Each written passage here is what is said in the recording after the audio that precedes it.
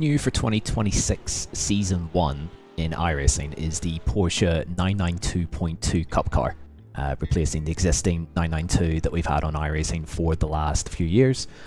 So, in this video, I'm going to show what's new, what's different, and what we can expect from this car moving forward. Let's get stuck in. So right out of the gate, just a few things that are sort of new and different with this car compared to the previous generation. And probably the most notable one is the inclusion of ABS and traction control. Something that the Cup cars haven't had before, but will do moving forward.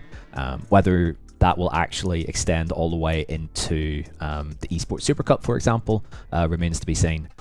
What I'll do in this video, actually, is probably go through some of the differences between this brand new car, the old Cup car, and maybe also then touch as well on the GT3R as well, and just sort of see exactly where this car fits in. Okay, so we are into the car now, and just one little thing that maybe it slightly went over was, or not went over, was the launch control. So revs are somewhat limited.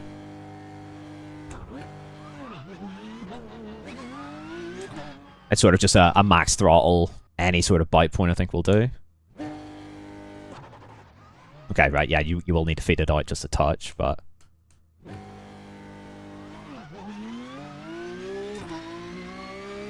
got something there anyway. So, how many times... Yep, we're off to a great start with the slowdown there through the first chicane. So, off and away we go. First thing, cold tires aren't anywhere near as frustrating as what we have in the GT3 class. Like, I can get out of the pits here and feel like I can push, not absolute full attack, but it's much closer to the old 992 than it is the GT3s. I have the ABS and the TC turn, or just as standard. And we'll start there and figure it out a little bit as we go along. We'll try and be conservative through there. So, initial thoughts and feelings. Compared to the old car, it's super direct on the front end. But, as you can see me attacking the curbs here, it's not all sunshine and roses immediately. On the flat, everything feels pretty good, pretty responsive. You know, you're sharp and direct on the way in. As we pick up the throttle, it wants to behave and, you know, react to your input. It's not a dull car like what the old car was prone to doing. If it needs a second bounce for whatever reason, then the car really struggles to handle it. So sometimes it will sit there fine, and other times it won't. And we don't have anything suspension related to fix that, which is quite frustrating. If you keep it on the flat, I think it responds quite nicely. I've been able to sort of push and have confidence in this quite early with the set provided, so with the high downforce baseline, quite understeering. I can feel that the car just really doesn't want to turn, but in general it's quite direct and quite responsive. So in that regard, it's much more like a GT3 than it is the old Cup car. Turn the ABS off, and I'll sort of demonstrate that we probably do need the ABS. I'll turn the TC off as well, so I'll come up over here, smoothly does it. See, I'm super tentative, but I feel like immediately I don't really want to touch the brake pedal. Try and brake in the same point. Yeah, maybe 60% pressure there, max, before I started to really struggle. It does respond, like in the trail braking sort of corners where you're not hitting the brakes particularly hard, it's fine without the ABS, but for your big heavy stops,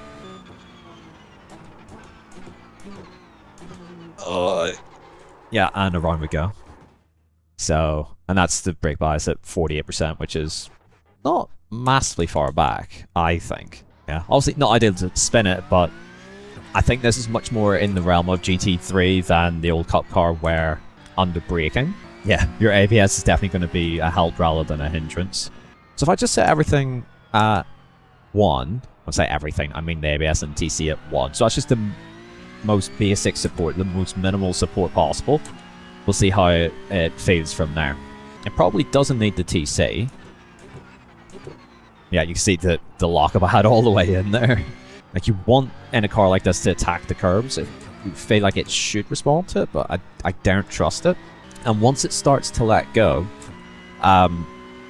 it gets quite snappy quite quickly. What I've noticed in my time driving this car so far, and I've done a little bit to this point, is in terms of driving technique, we're still kind of focusing on being really smooth on and off the brake pedal. Definitely in realms of sort of underdriving the car, and I feel like that's where the speed's going to come from. It's somewhat a traditional iRacing style of driving to get speed out of it. So just on some things that I really do like. I like how sort of alive the car feels on the braking and as you get the car into the corner. So on the brakes, the car... Ooh, jump over the curves there. The car sort of feels like it's really like digging into the ground and like you can get the car to move and work. On the brakes, it's quite dynamic. The old car, in comparison, very light, very floaty. You couldn't really feel what was happening until it was kind of already too late. It does feel really nice under braking with the ABS on. And then that makes the rest of the corner feel much nicer as well.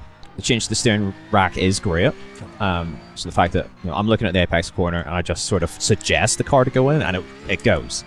Whereas in the old car, it felt very much like you had to negotiate with it to get the car into the apex of the corner. And if you got your timing slightly off, you'd miss the corner by a mile. Another sort of side point that I've learned again as I've been driving this is that was in general the GT tires that we've got now on iRacing are fairly robust in terms of temperature spiking and things like that, and I think that's been covered to death over the years, but this car isn't immune to that. So if you have a slide through one corner and you've got another corner that comes up fairly soon afterwards, you've got to be super careful. So like a circuit such as this where corners come at you pretty quickly, if you have a big slide through one corner and then you've got another difficult corner to try and work your way through, you best be ready for it. The car will not always handle it.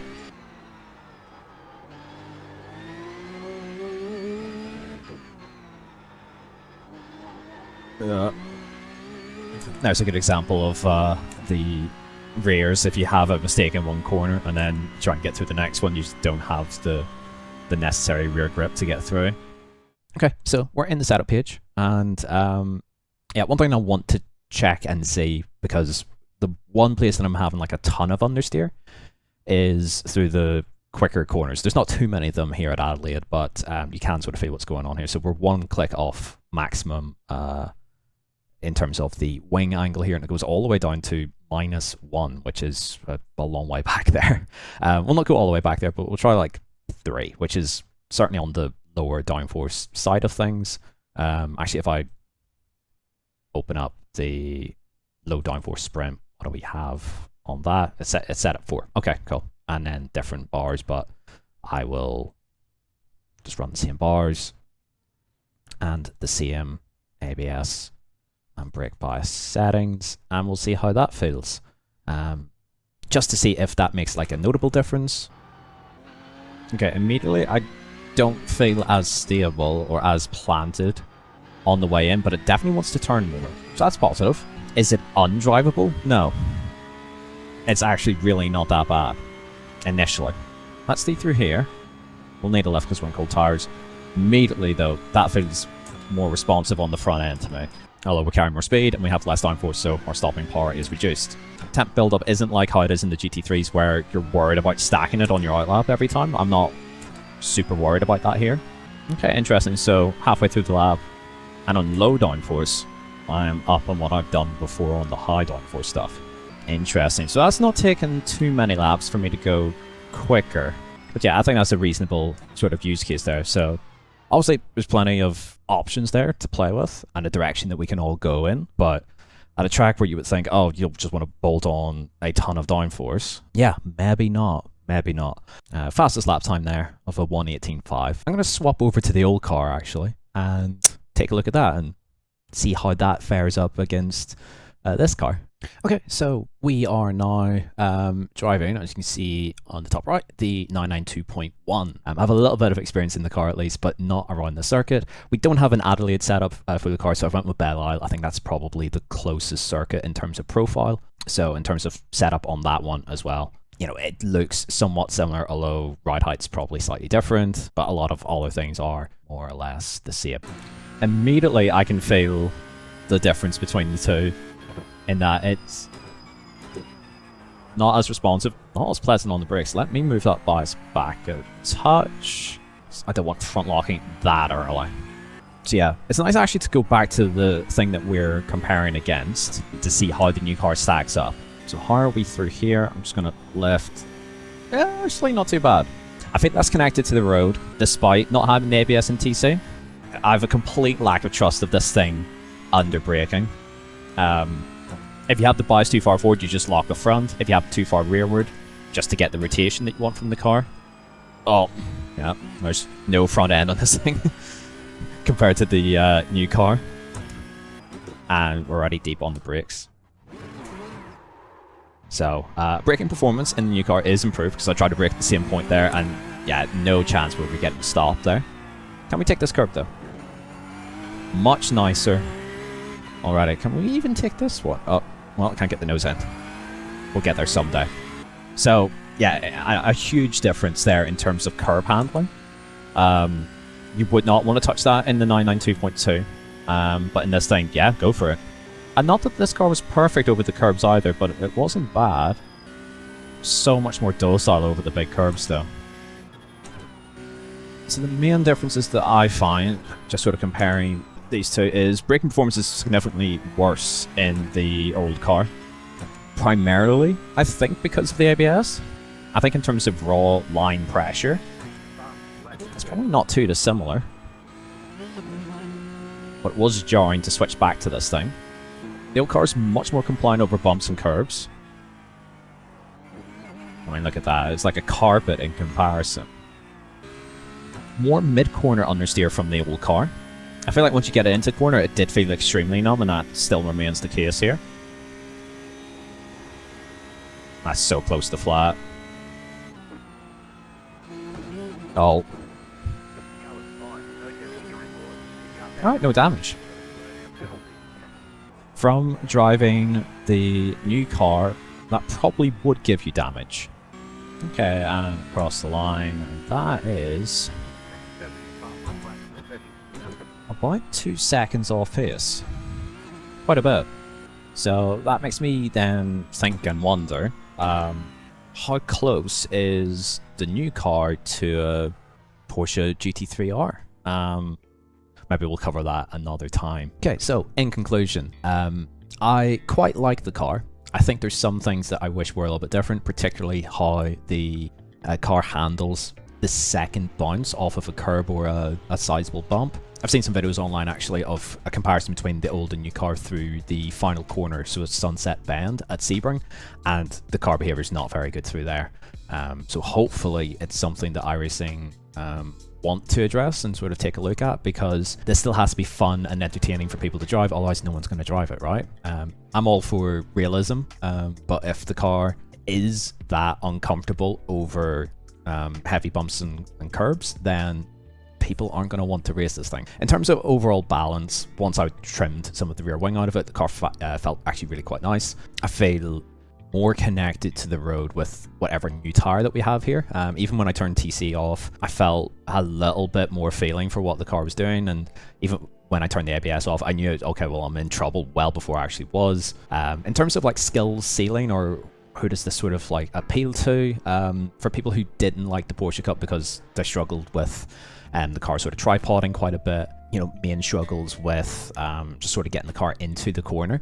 I think this is a welcome change and a helpful adjustment with the ABS and the TC, just to sort of bail you out if you get it slightly wrong. The car performance is a significant improvement over the old car. You can go significantly faster. 2 seconds around a lap that's otherwise 1 minute 20 seconds isn't to be sniffed at in as close to identical conditions as I could make it. Yes, the new car is fast, has a ton of grip, but if you step over the mark, just do be wary about your next cornering phases. If this is the first video that you've seen of mine, I do driver coaching. Feel free to check the link in the description below, and I will be covering the brand new 992.2 Cup car as part of what I do. And if you like what you see here on YouTube, feel free to click subscribe for more videos like this. But until next time, see you later.